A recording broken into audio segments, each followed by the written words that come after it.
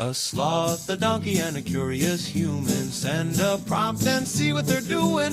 One hits record with a question on his mind. Two brothers pick it up, see what they find. Corn takes his time, Herman's got the facts. Back and forth, they never hold back. My weird prompts, come on in, that's where we begin. My weird prompts, glad you're here.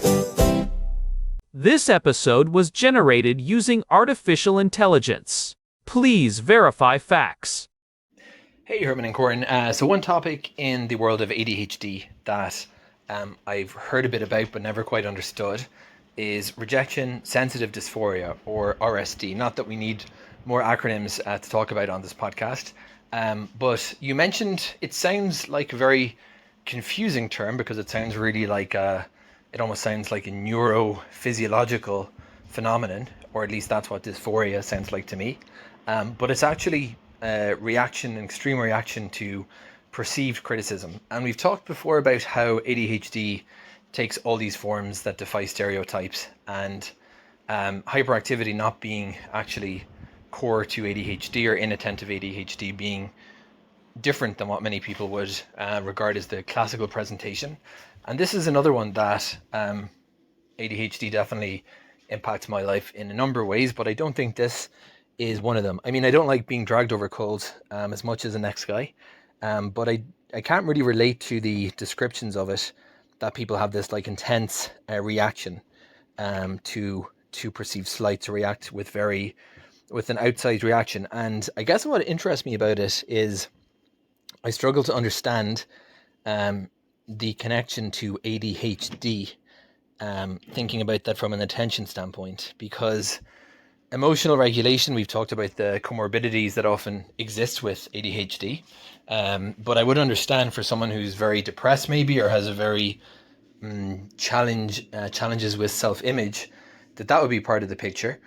But I can't quite understand how RSD relates to the core pathology of ADHD that unites these often very different presentations around focus. Herman and Corin, can you help to put on your neurological hats, as you've done so many times and so helpfully today, and help to unpack exactly what is rejection sensitive dysphoria? Is it just ADHD? I presume it's seen as well in some other conditions. And explain please the connection between what sounds like something that has little to do with attention and why it's commonly associated with attention deficit hyperactivity disorder. You know, it is funny how some terms just explode in popularity once people finally have a name for what they are feeling. We see it all the time in the neurodiversity space. One day a concept is a niche observation buried in a clinical paper from the 1990s, and the next day it is all over social media because thousands of people finally feel seen. Today we are diving into one of those concepts that has become almost synonymous with the modern ADHD experience, even if the official diagnostic manuals have not quite caught up to the lived reality of the community yet.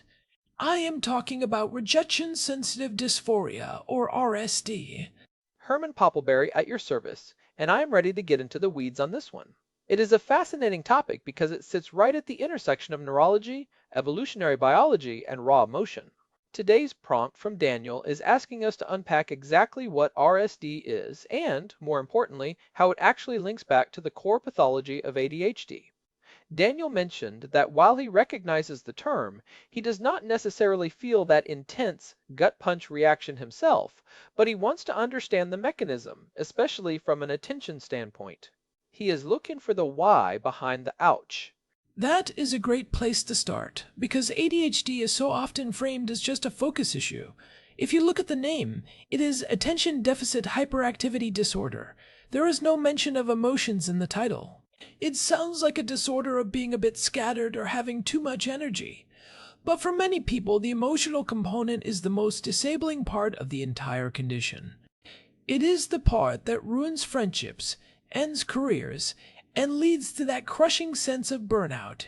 So, Herman, for those who might be hearing this term for the first time, or who only know it from 30-second clips on their feed, what is the technical definition of rejection sensitive dysphoria? The term was coined by Dr. William Dodson, who is a psychiatrist specializing in ADHD for over 30 years. He noticed a pattern that the standard diagnostic criteria were missing.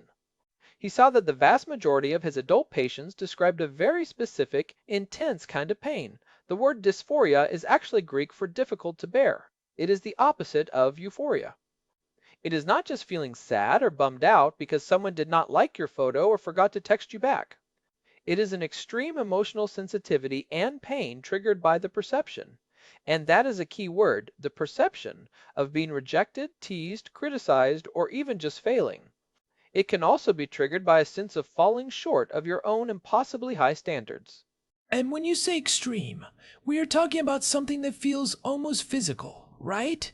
It is not just, my feelings are hurt. People often describe it as a physical wound, like being stabbed or punched in the solar plexus. It is a sudden, overwhelming flood of emotion that can completely derail a person's day or even their entire week. It is a flash flood of the soul. And because it is so intense, people with RSD often develop these heavy-duty coping mechanisms to avoid that pain before it even happens. That might look like extreme people-pleasing, where you try to make everyone like you so you never face a moment of rejection, or it might look like social withdrawal, where you just stop trying because the risk of failure is too painful to contemplate.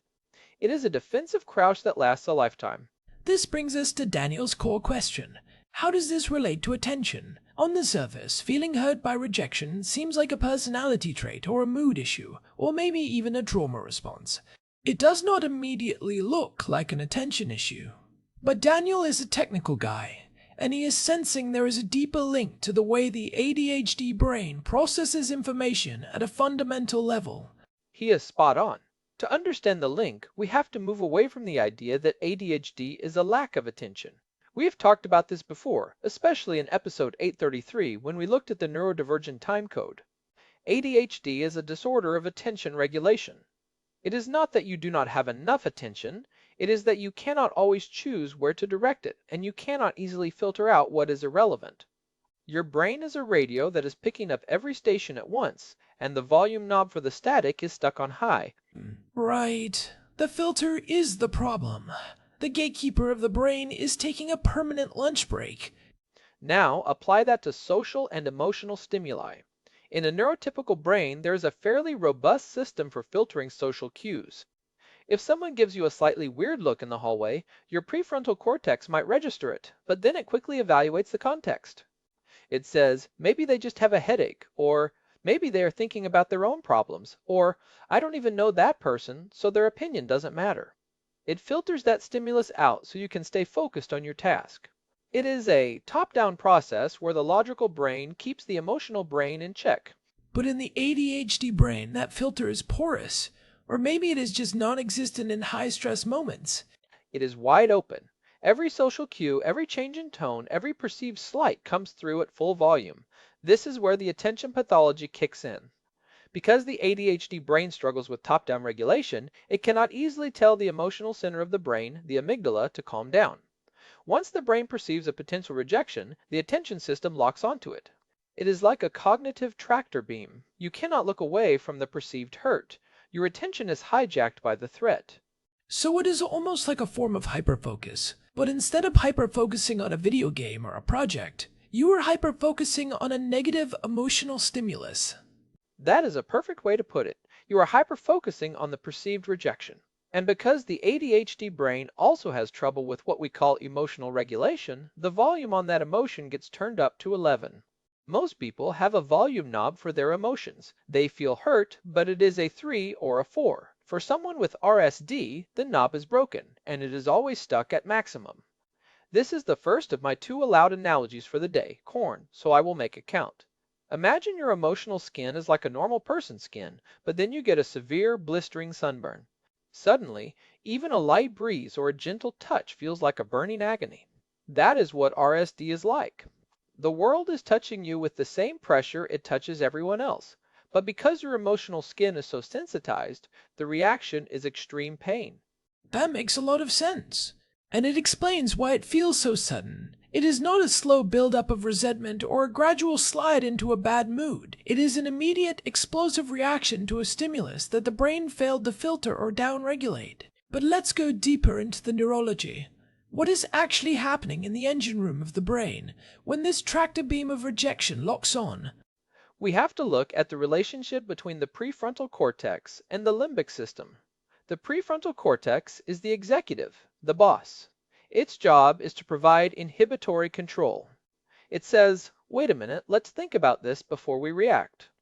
In ADHD, the connection between the prefrontal cortex and the amygdala, the brain's alarm system, is often weaker or less efficient. When a perceived rejection hits, the amygdala fires off a massive distress signal. It is screaming, danger. Social death is imminent. In a neurotypical brain, the prefrontal cortex sends back a signal saying, I have checked the data, we are fine, stand down. In the ADHD brain, that stand down signal is delayed, too weak, or gets lost in the mail. And there is also the role of the anterior cingulate cortex, right? I remember reading that this area is particularly overactive in people who report high levels of social pain. Yes, I am glad you brought that up. The anterior cingulate cortex, or ACC, is a fascinating piece of hardware. It is involved in both physical pain and emotional pain. It is also a key player in detecting errors or conflicts in our environment. In people with ADHD, the ACC can be overactive or dysregulated. When you perceive a rejection, your ACC registers it as a major error in your social environment. It signals that something is horribly wrong. Because the ACC is so closely tied to physical pain pathways, that is why RSD feels so visceral. Your brain is literally using the same hardware to process a snarky comment that it uses to process a broken arm. To the brain, a social break is just as dangerous as a physical break. That is wild.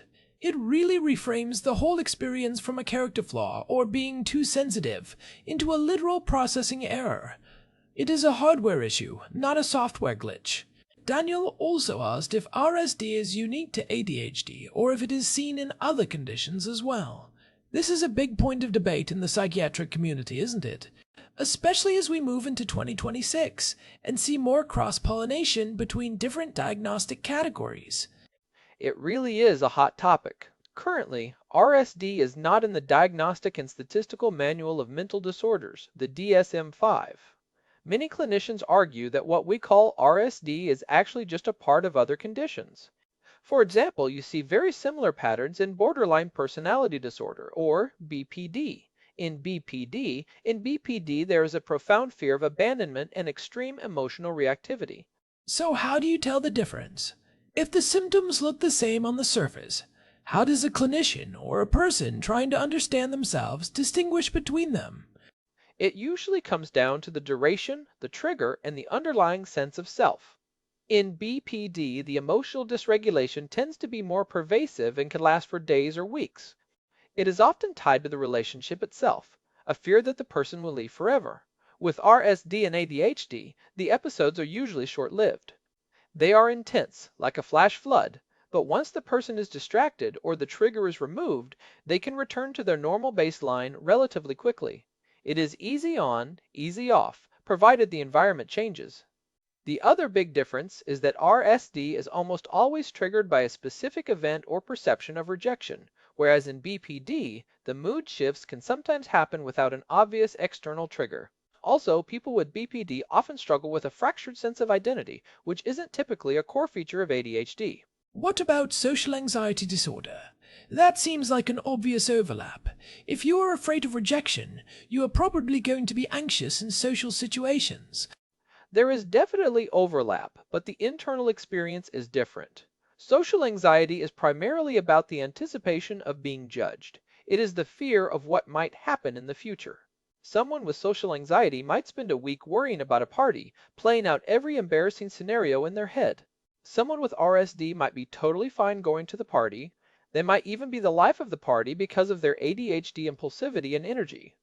But then one person makes a joke they don't like, or they perceive a slight look, and they are instantly plunged into that unbearable pain.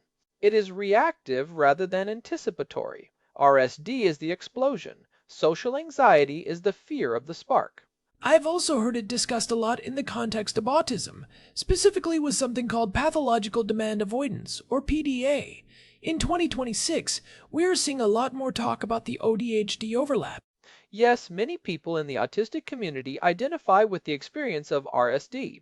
In PDA, which some prefer to call pervasive drive for autonomy, the brain perceives demands as threats to autonomy, which triggers a fight or flight response. You can see how that maps onto RSD. If someone criticizes you, they are essentially placing a demand on you to change, or they are challenging your status.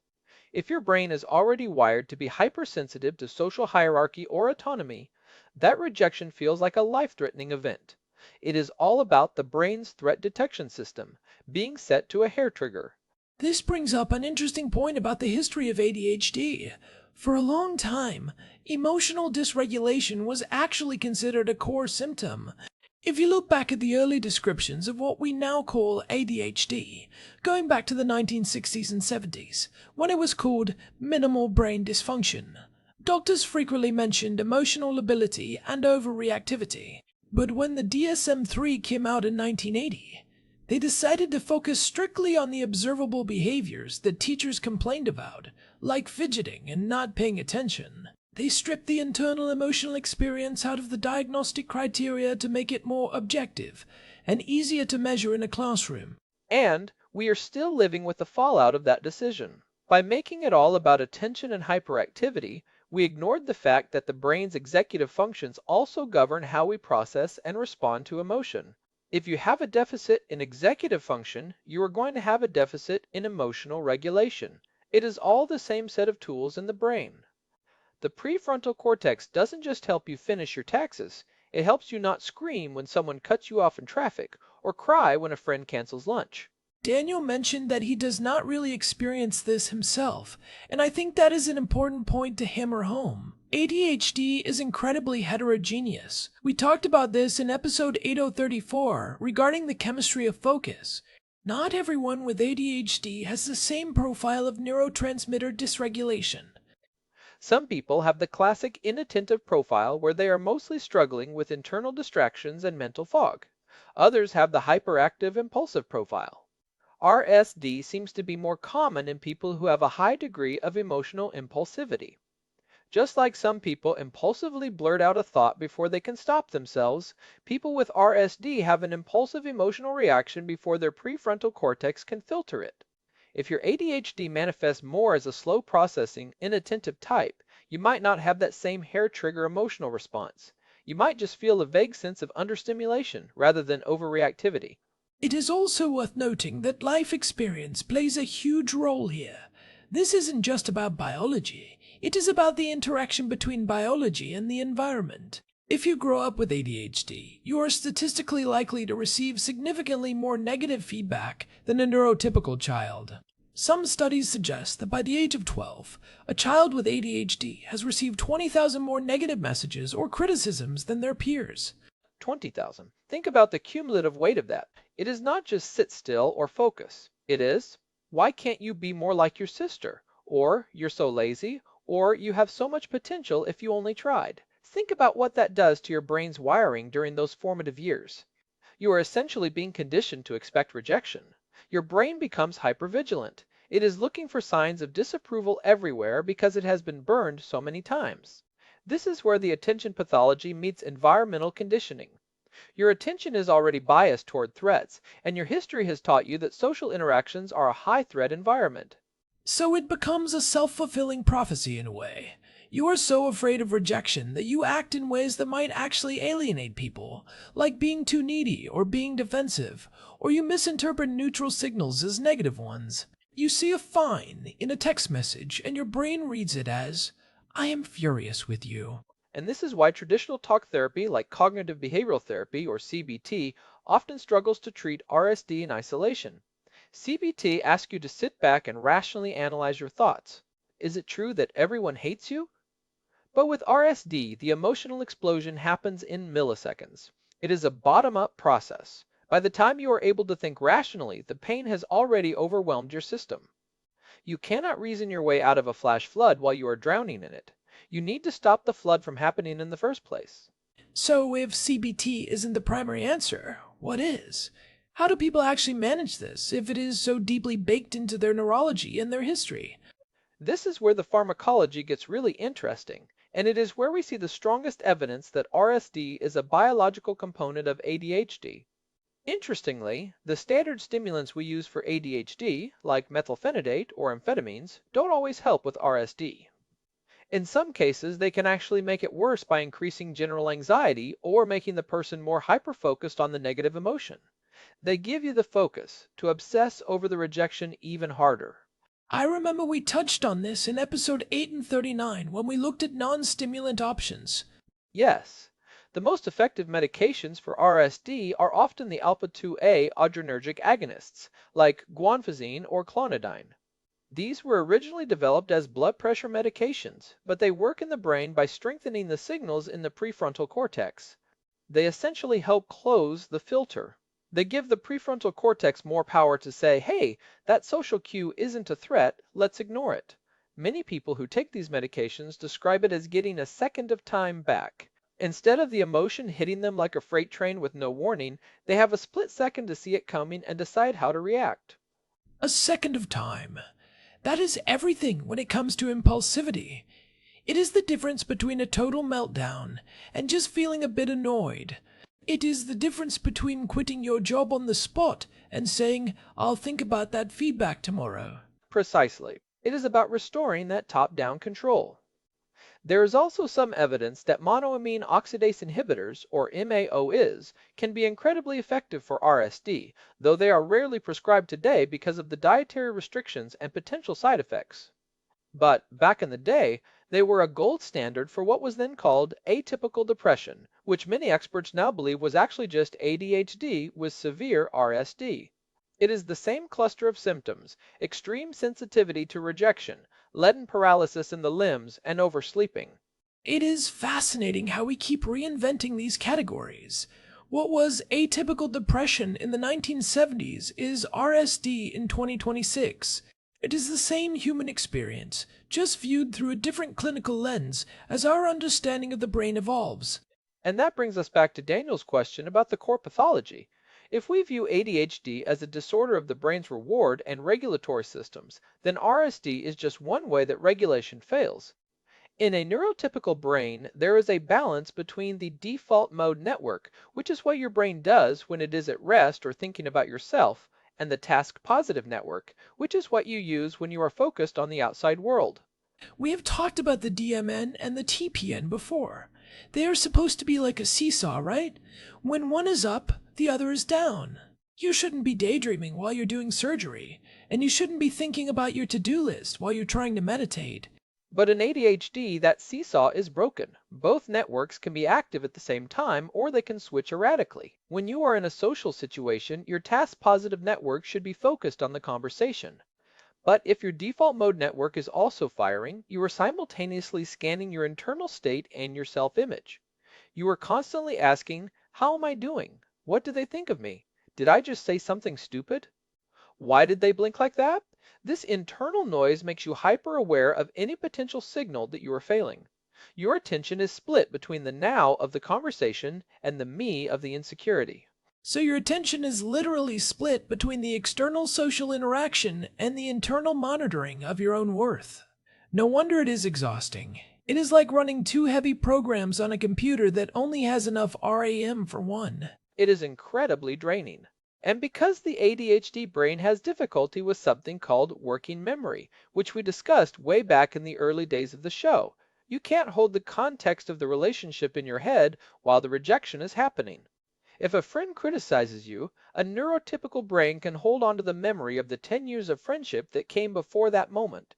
They think, okay, he is mad now, but he loves me. But for someone with RSD, the intensity of the present moment wipes out the historical context. There is only the now, and in the now, you are being rejected, which means you are worthless and the relationship is over. That now versus not, now distinction is so central to everything we talk about with ADHD. It applies to time management, it applies to motivation, and clearly it applies to emotional stability. If you are stuck in a permanent now, then every rejection is an absolute, final judgment on your entire existence. There is no yesterday to comfort you, and no tomorrow to look forward to. It is a very heavy way to live. And I think that is why it is so important for people to understand that this isn't just about being thin-skinned. It is a sensory processing issue. Just like some people with ADHD are hypersensitive to loud noises or itchy fabrics, people with RSD are hypersensitive to social friction. It is social sensory processing disorder. So let's look at some practical takeaways. If someone is listening to this and realizing, oh, this is me, Or if they have someone in their life like this, what do? We can't all just go out and get a prescription for guanfacine tomorrow. The first step is education. Just knowing that this has a name and a biological basis can take a huge amount of the shame away. It is not that you are weak or too much, it is that your brain's filter is a bit too porous. Once you realize it is a neurological glitch, you can start to create some distance between the feeling and the reaction. You can say, my brain is having an RSD moment, rather than, my life is over. I've heard people use a technique called bridge phrases. When the RSD hits, they say to themselves, this is the RSD talking, not reality. Or, I am feeling a 10, but the situation is a 2. It doesn't stop the pain. The pain is still there, but it stops them from acting on the pain. It prevents them from sending that angry text or quitting that job. That is a great tool. It is about externalizing the symptom. You can also work on building what we call a positivity portfolio.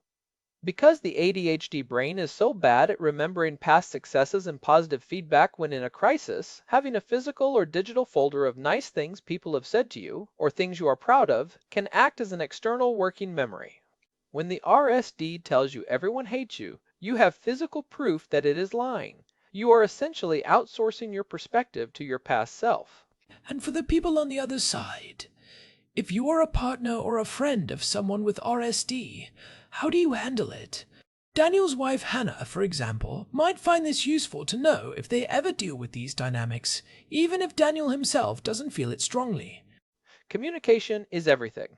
If you have to give feedback or criticism to someone with RSD, the sandwich method is your best friend. Start with something positive, give the feedback clearly and concisely without being mean, and end with a reassurance of the relationship stability. The most important thing for someone with RSD is to know that the relationship is safe. A simple phrase like, I am frustrated about the dishes, but I still love you and we are fine, can prevent a total emotional collapse. It seems like such a small thing, but that reassurance acts as the prefrontal cortex signal that the person's own brain isn't sending. You are essentially lending them your regulatory system for a moment. You are being their external prefrontal cortex. That is exactly what you are doing. You are providing the inhibitory signal that their amygdala needs to hear to stand down. Over time, that can actually help them build their own internal resilience because they start to internalize that safety. We have covered a lot of ground here. We have looked at the definition, the neurology of the prefrontal cortex and the amygdala, the role of the anterior cingulate cortex, and how the attention pathology of ADHD, the inability to filter, and the tendency to hyperfocus creates this tractor beam on negative social cues. We also touched on why it is not in the DSM yet, and how it differs from things like BPD and social anxiety. It is a complex topic, but I think the biggest takeaway for me is that we need to stop separating attention from emotion. They are two sides of the same coin. Your attention determines what you feel, and your feelings determine where you put your attention. In ADHD, both systems are running a bit differently than the neurotypical baseline. It is a high-definition, high-sensitivity way of existing in the world.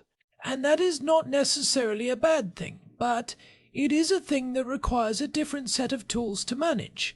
If you can learn to patch the holes in that filter, or at least recognize when the filter is failing, you can navigate the world with a lot less pain and a lot more agency. Well said. And for the record, this was my second analogy coming up. I was going to compare it to a car with high-performance brakes, but a sensitive gas pedal, but I think I will save it for the next episode. I think the emotional sunburn one did the heavy lifting today. Good call. We don't want to overdo it. Direct explanation is usually better anyway.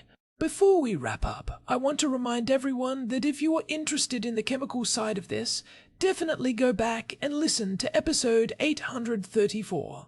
It really sets the stage for why the ADHD brain is so reactive in the first place, looking at dopamine and norepinephrine. And if you want to know more about those non-stimulant medications we mentioned, like guanfacine, episode 839 is the one to check out. It goes deep into how those alpha-2 agonists actually work at the synaptic level to strengthen those prefrontal connections.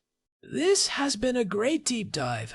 Daniel, thanks for the prompt. It is a topic that affects so many people in the community, and understanding the why behind the what is the first step toward making life a little easier and a lot more manageable. It is all about building that manual for your own unique brain. Alright, that's our show for today. If you have been enjoying my weird prompts, we would really appreciate it if you could take a second to leave us a review on Spotify or Apple Podcasts. It really does help the show reach more people who might be looking for this kind of information in 2026. It really does. We love seeing the community grow.